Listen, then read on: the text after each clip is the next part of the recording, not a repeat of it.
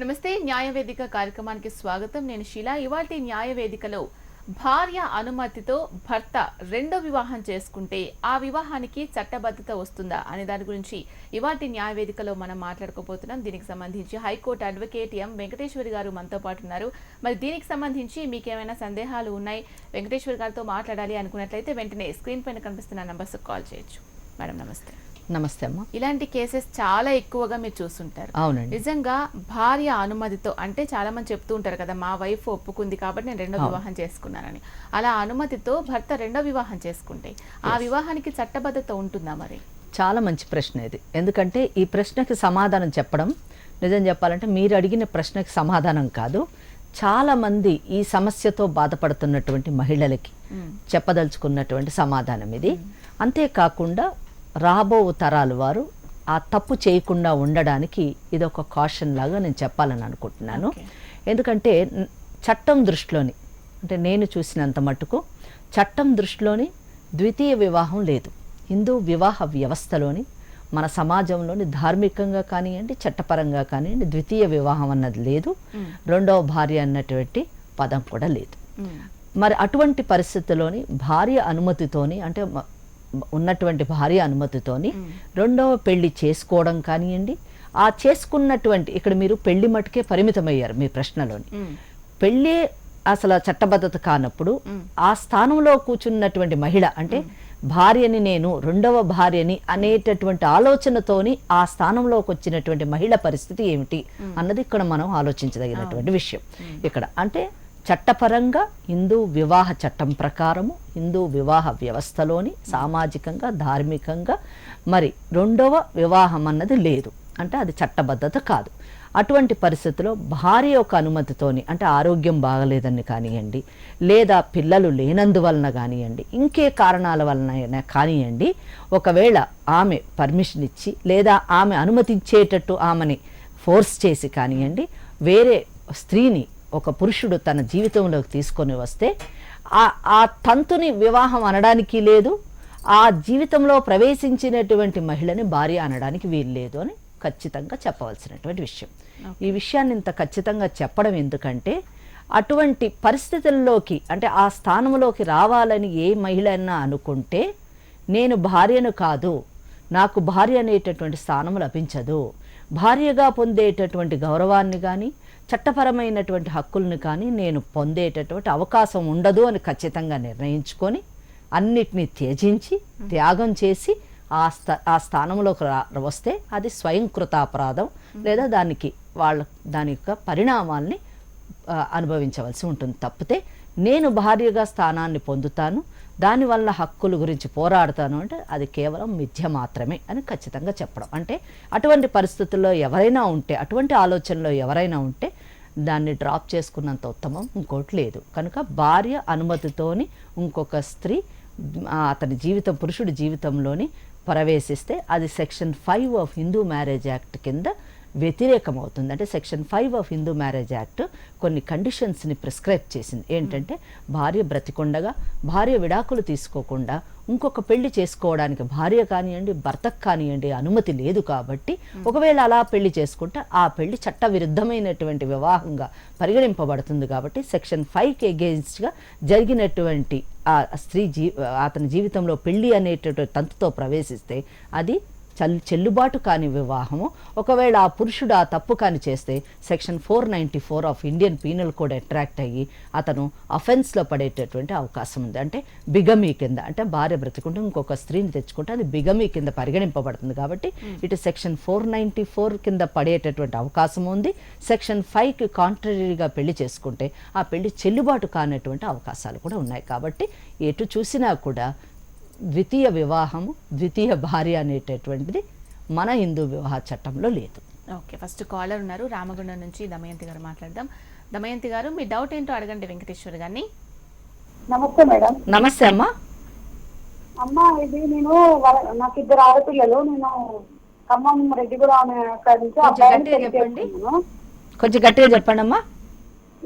మా నాన్నగారు సింగరేణి జాబ్, వాళ్ళ నాన్నగారు కూడా సింగరేణి జాబ్ అయితే నన్ను ఇట్లా బయట ఇస్తానని ఫిక్స్ చేశారు నన్ను. చెప్పండి. అయితే వాళ్ళు గొడవలు అయ్యి కేసు అయింది మేడం. 488 సెక్షన్ కింద కేసు అయింది. ఏం కేసు కేసు అయితే అది అయింది? 9 ఏళ్ళు నడిచింది మేడం. 9 ఏళ్ళు నడిస్తే ఏం కేసు నడిచిందమ్మా? అదే వరకట్నం కేసు మేడం. ఓకే, ఎవరిది మీదా? నాదే మేడం. ఓకే.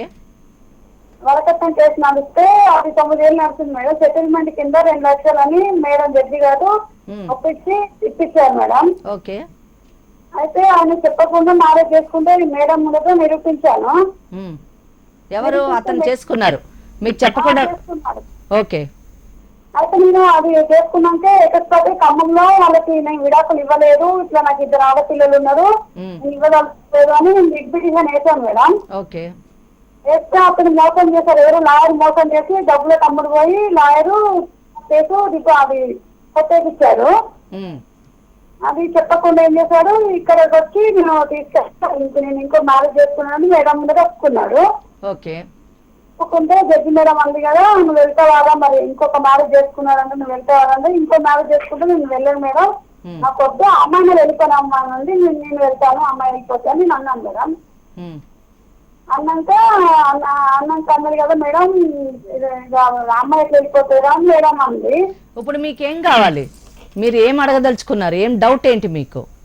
డౌట్ అంటే మేడం ఏక్ విడాకులు వెళ్తాయా మేడం? ఏక్ తరపు అతను ఒక్కడే ఏక్ తరపు తీసుకున్నాడు మేడం. మీరు కోర్టులో అపియర్ కాలేదా? కోసం నాకు ఇక్కడ రామగుండ అక్కడ ఖమ్మం కదా మేడం. లాయర్ ఫోన్ చేసి చెప్తా వాయిదాక అన్నారు మేడం.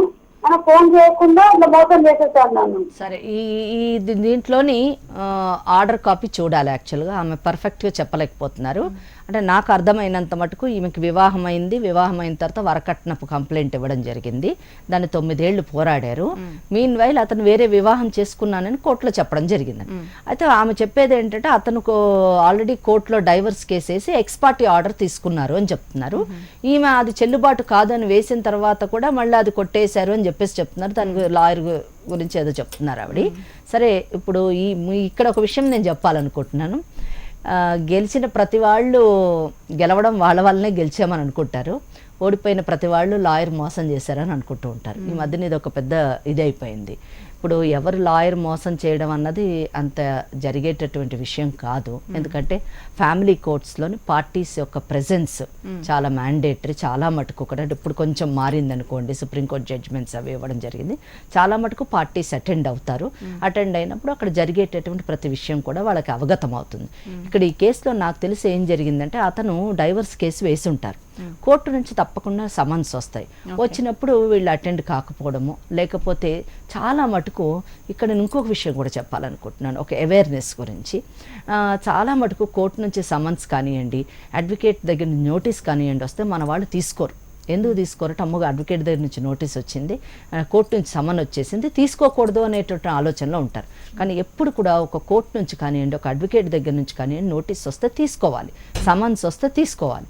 తీసుకోవడం వల్ల ఏం జరుగుతుంది అంటే ఏ కేసు వేసారో అన్నది వాళ్ళకి అవగతం అవుతుంది. అప్పుడు దాన్ని బట్టి వాళ్ళు ఆ కేసుని కంటెస్ట్ చేసేటటువంటి అవకాశం ఉంటుంది. తీసుకోకపోతే ఆ వ్యక్తి లేరని చెప్పేసి కోర్టులో కేసులు కొట్టేసేటటువంటి అవకాశం ఉంటుంది. అయితే చాలా మటుకైతే అంటే దానికి ఒక ప్రొసీజర్ కూడా ఉంది. కోర్టు అలా ఉట్టిగా కొట్టివేయరు. ఒక సమన్స్ ఇష్యూ చేస్తారు. చాలాసార్లు 2-3 సార్లు సమన్స్ ఇష్యూ చేయడం జరుగుతుంది. ఈ మధ్యన టెక్నాలజీని కూడా యూజ్ చేస్తున్నారు. అలాగే ఒకవేళ ఈ సమన్స్ పోస్టల్ ద్వారా, కొరియర్ ద్వారా, ఈ టెక్నాలజీ ద్వారా ఇవేవి కూడా అందకపోతే ఆఖరి పేపర్లో పబ్లికేషన్ కూడా ఇస్తారు. సో ఇవన్నీ అయిపోయిన తర్వాత అప్పుడు ఎక్స్పార్టీ ఇవ్వడం జరుగుతుంది. ఎక్స్పార్టీ ఆర్డర్ వీళ్ళు నోటీస్కి వచ్చింది అనుకోండి, ఈ కేసులోని ఆమెకు తెలుసు కేసు వేశారు, మాకు తెలిసింది అని చెప్పారు, అడ్వకేట్ కూడా పెట్టుకున్నామంటున్నారు. కనుక మరి ఈమె అటెండ్ కాకపోవడం వల్ల ఏదో తేడా వచ్చి ఎక్స్పార్టీ అయింది. ఒకసారి ఎక్స్పార్టీ అయినంత మాత్రం అది ఫైనల్ కాదు.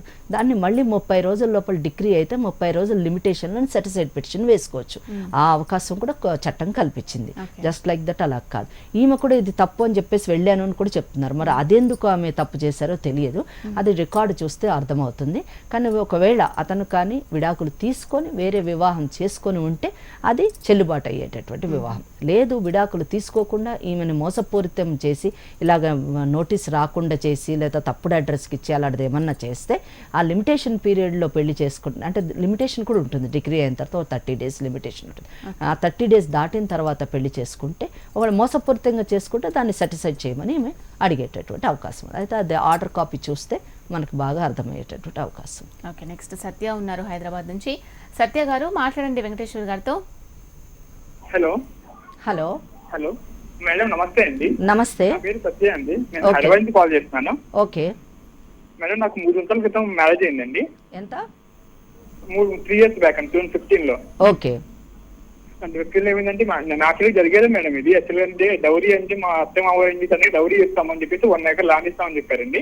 ఓకే. పల్వల్లో ల్యాండ్ ఇస్తామని చెప్పేసి ఏం చేశారంటే వాళ్ళ కూతురికి అందరికి ఇస్తారంటే ఒక 3 years అయిన తర్వాత ఏం చేశారంటే రాయలు భూమి అనేది అగ్రిమెంట్ రాయలేదండి. అగ్రిమెంట్ రాయకుండా ఏం చేశారంటే ఇప్పుడు 3 రోజుల తర్వాత ఇప్పుడు నేను ఇవ్వను, అది నా కొడుకు కావాలని చెప్పేసి ఆ కూతురు ఫోన్ చేసిన సరే నేను ఇవ్వనని చెప్పేసి ఏం చేసి చేసుకొని కోర్టు వేసుకుంటారో వేసుకోండి అని చెప్పేసి మమ్మల్ని బెదిరిస్తున్నారండి. దానివల్ల నేను నా భార్య చాలా సఫర్ అవుతున్నామండి. ఇప్పుడు దీన్ని కోర్టులో వేసుకుంటే మాకు నా భార్య హక్కు ప్రకారం నా దాంట్లో ఆస్తులు సగం వాటా వచ్చిందండి మాకు. ఎంత? మీ భార్య ఒకటే అమ్మాయా? ఒక కొడుకు ఒక కూతురు అండి. ఓకే. మీరేం చేస్తున్నారు? నేను హైదరాబాద్ లో జాబ్ చేస్తున్నాను, జీవికలో. ఎక్కడ? జీవికే ఉంది మ్యామ్. ఓకే. ఎంత జీతం వస్తుంది మీకు? 28,000 వచ్చిందండి. Right, good.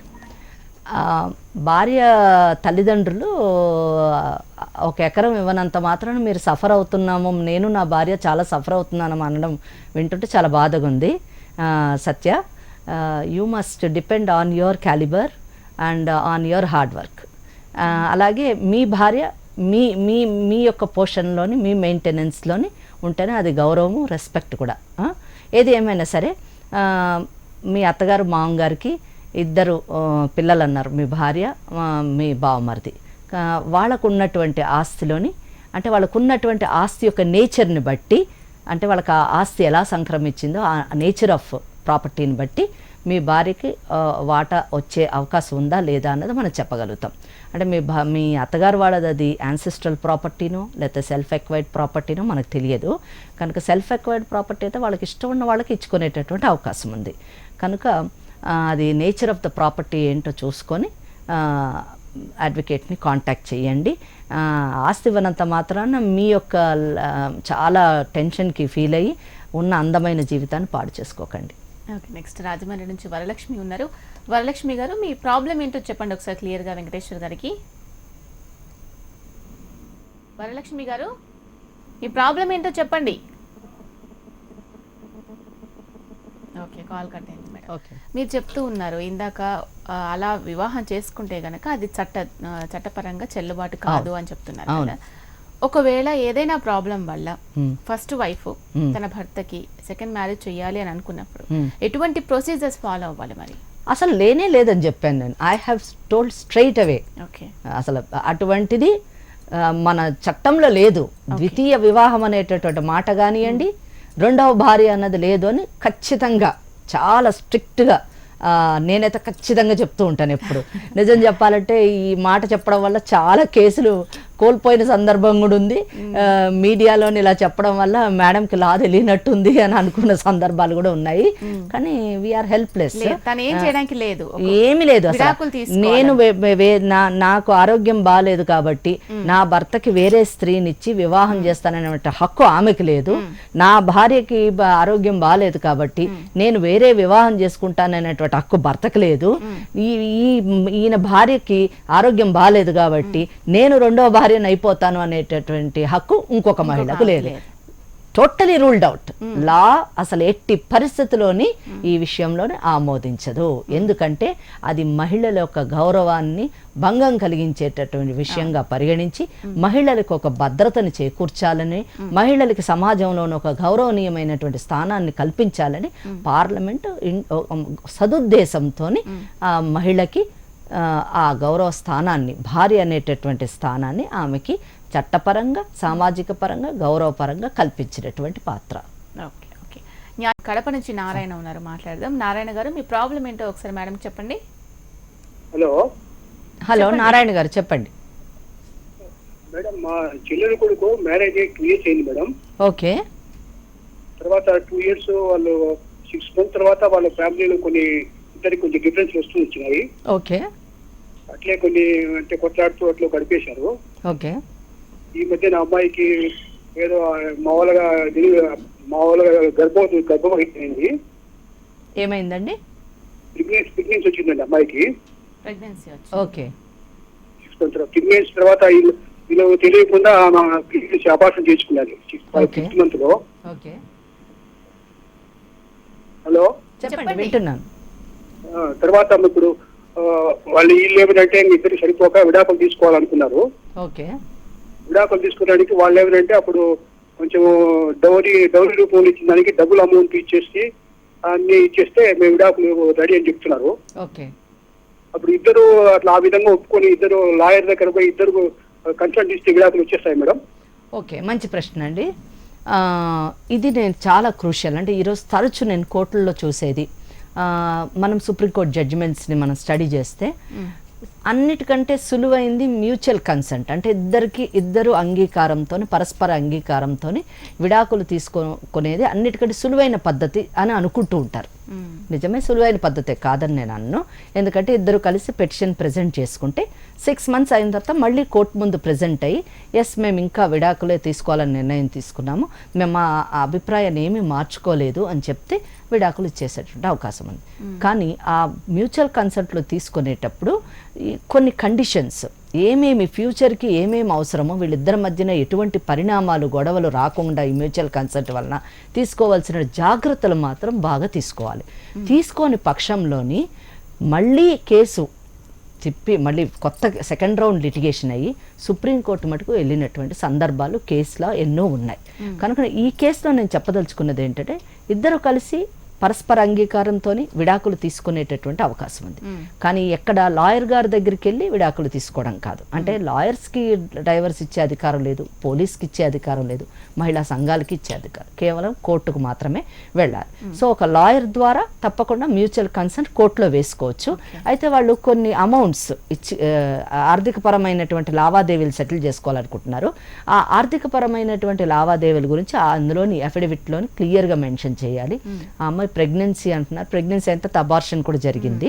కొన్ని విషయాలన్నీ కూడా ఇంకేమైనా పిల్లలు కానీ ఏమన్నా ఉంటాయి అంటే వేరే చెప్పలేదు, పిల్లలు కానీ ఉంటే ఆ పిల్లల విషయం కానీ అన్నీ కూడా పగడబందీగా ఎఫిడవిట్లో చెప్పి మెమరాండమ్ ఆఫ్ అండర్స్టాండింగ్ ఒక అగ్రిమెంట్ ఎంటర్ అయ్యి ఆ అగ్రిమెంట్ని కూడా డాక్యుమెంట్గా మార్క్ చేసి డైవర్స్ తీసుకుంటే ఎటువంటి గొడవలు ఉండవు. లేకపోతే మ్యూచువల్ కన్సెంట్లో మళ్ళీ గొడవలు వచ్చేటటువంటి నాకు చాలా కేసుల్లోని డబ్బులు తీసుకుంటారు, మ్యూచువల్ కన్సెంట్ వేస్తారు, అది రికార్డు కాదు, మళ్ళీ డబ్బులు కావాలని చెప్పేసి 498A వేయడం, డీవీసీ వేయడం, మళ్ళీ మెయింటెనెన్స్ వేయడం, ఇటువంటివన్నీ కూడా జరుగుతూ ఉంటాయి. అవన్నీ రాకుండా పగడబందీగా చేసుకుంటే తప్పకుండా జరిగిపోయేటటువంటి అవకాశం ఉంది. ఓకే, నెక్స్ట్ హైదరాబాద్ నుంచి పద్మ ఉన్నారు. పద్మ గారు వెంకటేశ్వర గారితో మాట్లాడండి. పద్మ, మీ ప్రాబ్లం ఏంటో చెప్పండి అమ్మా. ఓకే మేడం, కాల్ కట్ అయింది. ఇప్పుడు జనరల్గా ఇటువంటి పొజిషన్ వచ్చినప్పుడు అంటే ఏంటంటే ఒకవేళ వైఫ్కి బాగలేకపోయినా, హస్బెండ్కి బాగలేకపోయినా సెకండ్ మ్యారేజ్ చేసుకోవాలి అంటే ఒక మంచి ఉద్దేశంతో, అంటే నా భర్త ఫ్యూచర్లో బాగుండాలి, వాళ్ళ పేరెంట్స్ బాగా చూసుకోవాలి, అత్త మామని అని ఒక సదుద్దేశంతో భార్య ఉన్నట్లయితే, అంటే ఎటువంటి హెరాస్మెంట్ లేకుండా సజావుగా సాగిపోతున్న కాపురంలో ఇలాంటిది ఏదైనా వచ్చి నా భర్త బాగుండాలి, మా అత్త మామలు బాగుండాలి కాబట్టి ఇంకొకళ్ళు కావాలి, నేను చూసుకునే పరిస్థితిలో నేను లేను అని ఒక భార్య, ఒక మహిళ మంచి ఉద్దేశంతో గనక ఆలోచించే క్రమంలో అయితే అప్పుడు వాళ్ళు ఏం చేయాలి? నేనైతే సదుద్దేశం అన్నదాన్ని మీతో ఏకీభవించను, టోటలీ నేను డిసగ్రీ. ఎందుకంటే సదుద్దేశం అన్నది వివాహ వ్యవస్థని, ఆ భార్యాభర్తల అనుబంధాన్ని కాపాడడమే సదుద్దేశం నా దృష్టిలో కాదు, ప్రతి ఒక్కరు కూడా ఇదే విధంగా ఆలోచించాలి. మన ఆలోచన సరళిలోని చాలా మార్పు రావాలి. ఎందుకంటే చూడండి, ఒక భార్యకు ఆరోగ్యం బాగలేకపోతే ఒక స్త్రీనిచ్చి అదే భార్య తన భర్తకి ఇంకొక స్త్రీతో వివాహం చేయాలి అన్న సదుద్దేశం అయితే, మరి ఒక భార్య బాగలేనప్పుడు, ఒక భర్త బాగాలేనప్పుడు ఒక భర్త భార్యకి ఇంకొక భర్తనిచ్చి వివాహం చేస్తాడా? అది కనీసం మనం అనడానికైనా మన మనసు ఒప్పుతుందా? వినడానికైనా బాగుందా? లేదు. అది బాగాలేనప్పుడు ఇది కూడా బాగాలేదు. అది సదుద్దేశం కానప్పుడు ఇది కూడా సదుద్దేశం కాదు. కనుక అదే విషయాన్ని చట్టం కూడా పొందుపరిచింది. అదే నేను చెప్పదలుచుకున్నాను. అందుకే ఏది కూడా అంటే భార్య ఉండగా విడాకులు తీసుకోకుండా మొదటి భార్య అనుమతిచ్చి వేరే వివాహం చేయడం అన్నది సదుద్దేశం కాదు. ఓకే. అందుకనే చట్టం దాన్ని చట్ట విరుద్ధం అన్నది. అయితే ఒకవేళ నిజంగా మీరన్నట్టు ఆ భార్య అంత తప్పకుండా ప్రతి మహిళ కూడా త్యాగమూర్తి కాబట్టి ఆ విధంగానే ఆలోచిస్తుంది. అలా ఆలోచించినప్పుడు అప్పుడు ఆమె చేయాల్సిన పని ఏంటంటే వాళ్ళిద్దరూ కలిసి విడాకులు తీసుకొని వేరే స్త్రీ ఆ ప్రథమ స్థానంలో కూర్చునేటటువంటి అవకాశాన్ని కల్పించాలి. తనకేం సంబంధం లేదు, ఇంకా ఎటువంటి సంబంధం లేకుండా అక్కడే అన్ని సెటిల్మెంట్స్ చేసుకొని వదులుకొని చేసుకోవాలి. అటువంటి విషయాన్ని మనం ఎక్కువగా కూడా ప్రోత్సహించకూడదు. ఎందుకు ప్రోత్సహించే చాలామంది భార్య బాగాలేదు అనేటువంటి నెపంతో బాగున్నా కూడా ఆమెని విడాకులు ఇచ్చి వేరే స్త్రీని తెచ్చిపెట్టుకునేటువంటి సందర్భాలు ఈ రోజు ఎక్కువ అయ్యాయి. కనుక చట్టం అన్ని విధాల అన్ని కోణాల్లో ఆలోచించే నిజానికి ఒక నిర్ణయానికి వస్తుంది. ఎందుకంటే ఒక చట్టం తయారు చేసేటప్పుడు పార్లమెంటు ముందు పొందుపరిచేటటువంటి ఆ బిల్లులోని ఎందరో త్యాగ ఫలితం ఉంటుంది. ఎన్నో మహిళా సంఘాలు, సామాజికవేత్తలు, అలాగే రాజకీయవేత్తలు, ఎమినెంట్ స్కాలర్స్, లీగల్ ఎక్స్పర్ట్స్ అన్ని స్టడీ చేసిన తర్వాత ఒక బిల్లు రూపం దాలుస్తుంది. ఆ తర్వాత అది చట్ట రూపం దాలుస్తుంది. అంటే సమాజానికి క్షుణ్ణంగా పరిశోధించిన తర్వాతే చట్టం వెలుగులోకి వస్తుంది. కాబట్టి ఇవన్నీ కాన్సిక్వెన్సెస్ అంటే ఒక చట్టంలోని ఒక సెక్షన్ చదవడం చాలా సులువుగా ఉంటుంది. ఆ సెక్షన్ వెనుక ఉండేటటువంటి పరమార్థాన్ని అర్థం చేసుకోవడమే చాలా కష్టమైనటువంటి విషయం. మీరన్నట్లుగా ఏదైనా పాజిటివ్ వేలో చూడడానికంటే నెగిటివ్ వేని ఎలా మర్చుకోవచ్చు, అంటే ఏదైనా చట్టం ఉందంటే ఇది మనకి ఏ విధంగా ఉపయోగపడుతుంది మైనస్ లాగా అని ఆలోచించే వాళ్ళు చాలా ఎక్కువ మంది ఉంటారు. చాలా ఈ మధ్య ఎక్కువైపోయారు. ఏదో ఒక నెపంతో మా వైఫ్ కు బాగాలేదని చెప్పడం, లేకపోతే పిల్లలు పుట్టినా మగవాడు పుట్టలేదు, ఇలా లేకపోతే వాళ్ళ బ్యాక్గ్రౌండ్ నుంచి ఎటువంటి ఆస్తి రాలేదు, ఇట్లా చాలా రకాల కారణాలు చెప్పి భర్తలు రెండో మ్యారేజ్ చేసుకుంటూ ఉంటారు. అది కూడా నా ఫస్ట్ వైఫ్ అంగీకారంతో చేసుకున్నాను చెప్తూ ఉంటారు. మరి అలాంటి వాళ్ళకి చట్టపరంగా ఎటువంటి హక్కు ఉండదు, వర్తించదు అని చెప్తున్నారు కదా, మరి అలాంటి వాళ్ళకు మీరేం చెప్తారు? అది ఒకటే నేను అలా చేసుకుంటే మీరు చెప్పినట్టుగా నిజం చెప్పాలంటే ఇద్దరు మహిళలకు అన్యాయం జరిగినట్టు, ఆ కుటుంబంలోని ఇద్దరు మహిళలకు, అంతేకాకుండా భావి తరాలకు, అంటే ఆ మొదటి భార్యకు పుట్టినటువంటి సంతానానికి అలాగే రెండో భార్యకి పుట్టినటువంటి సంతానానికి ఇంతమందికి అన్యాయం జరిగింది. అందుకే ఇందిరా శర్మ కేసులోని ఎంత చక్కగా చెప్పారంటే సుప్రీంకోర్టు, ఒక భార్య ఉండగా బిడ్డలు ఉండగా వేరే స్త్రీతో అక్రమ సంబంధం పెట్టుకోవడం కానివ్వండి, లేదా వేరే స్త్రీని వివాహం చేసుకోవడం కానివ్వండి, సెక్షన్ 494ని ఇన్వోక్ చేస్తే బిగమి కింద వస్తే మొదటి భార్యకి ఎంత అన్యాయం జరుగుతుందో ఆ మొదటి భార్య బిడ్డలకు కూడా అంతే అన్యాయం జరుగుతుంది. అందుకే దాన్ని ఏమన్నారంటే ఏలినేషన్ ఆఫ్ ఎఫెక్షన్, అంటే వాళ్ళకు లభించవలసినటువంటి ఆ ఎఫెక్షన్, ఆ ప్రేమ, ఆదరణ అవన్నీ కూడా పంచుకోవాల్సినటువంటి పరిస్థితి వస్తుంది. అంటే ఆస్తుల పంపకం సర్వసామాన్యం కావచ్చు, కానీ బిడ్డలకి పొందవలసినటువంటి ప్రేమను పంచడం అన్నది చాలా దురదృష్టకరమైనటువంటి, దానికి ఏలియనేషన్ ఆఫ్ ఎఫెక్షన్ అనేటువంటి పదాన్ని సుప్రీంకోర్టు ఉపయోగించింది. ఎంత గొప్ప విషయం చూడండి. ఎందుకంటే మనిషి ఏదన్నా పంచవచ్చు, కానీ ప్రేమను పంచడం అన్నది, అంటే తల్లి తన బిడ్డలకు ప్రేమను పంచవచ్చు, ఆ ప్రేమలోని సగభాగం ఎవరికో ఇవ్వాలి, అంటే అన్యాయంగా, అంటే ఇల్లిసిట్ రిలేటెడ్ రిలేషన్స్కి ఇవ్వాలంటే చాలా కష్టమైనటువంటి విషయం అన్నమాట. సో అక్కడ ఆ విషయాన్ని చాలా క్షుణ్ణంగా ఇందిరా శర్మ కేసులోని చెప్పడం జరిగింది. మీరు చెప్పినట్టుగా ఇటువంటి పరిస్థితి కానీ ఎదుర్కోవాల్సి వస్తే ఒకప్పుడు ఉండే మీరు అన్నట్టుగా గొప్ప గొప్ప కుటుంబాల్లోని పూర్వకాలంలోని భార్య బాగలేదని నెపంతోనో, లేదా ఆస్తి వేరే వాళ్ళకి వెళ్ళకూడదు సంతానం లేనందువలన ఆ వంశానికే చెందాలనేటువంటి సదుద్దేశంతో ఇటువంటి విషయాల్లోని చాలామందిని పెళ్లి చేసుకున్నటువంటి సందర్భాలు ఉన్నాయి. ఆ తర్వాత వాళ్ళ బిడ్డల మధ్యన వచ్చినటువంటి ఆస్తి పంపకాల విషయాల్లోని గొడవలు జరగడము, ఆ పంపకాల విషయంలోని సుప్రీంకోర్టు మటుకు వెళ్ళిన కేసులా కూడా ఉంది. కానీ ఇప్పుడు మాత్రము అటువంటి తప్పులు ఈనాటి తరం మాత్రం చేయటం లేదు, చేయకూడదు కూడా.